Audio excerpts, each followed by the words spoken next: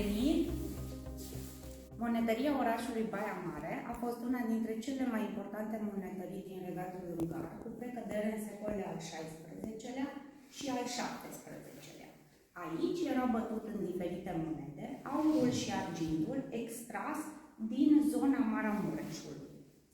Datorită importanței acestei monetării, orașul Baia Mare a primit o serie de privilegii, printre care cel de a-și ridica zid de apărare fortificare, din care astăzi mai rămâne bastionul Măcelarilor, și dreptul de a aplica pedeapsa capitală prin decapitare, privilegiu simbolizat prin paloșul orașului, un paloș la două mâini, pe care îl putem întâlni în expoziția permanentă a secției de istorie.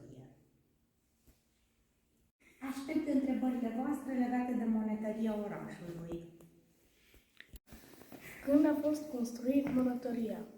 Monetăria a fost construită în mai multe etape, iar astăzi adăpostește Muzeul Județean de Istorie și Arheologie Maramureș.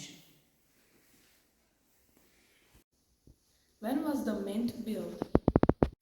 So the city mint was one of the most important mints in the entire Hungarian kingdom, especially in the 16th and 17th centuries. Because of its importance, Baia Mare held a series of special privileges given by the king. One of them was to build fortified walls around the city, from which today only Bastionul Măcelarilor still stands. The other important privilege was the one to apply the capital punishment by beheading. The symbol of this privilege is a long sword, a two-handed long sword that you can find in our permanent exhibitions under the history section of this museum. Today, the city mint, Baia Mare's city mint, holds the County Museum of History and Archaeology Maramureș.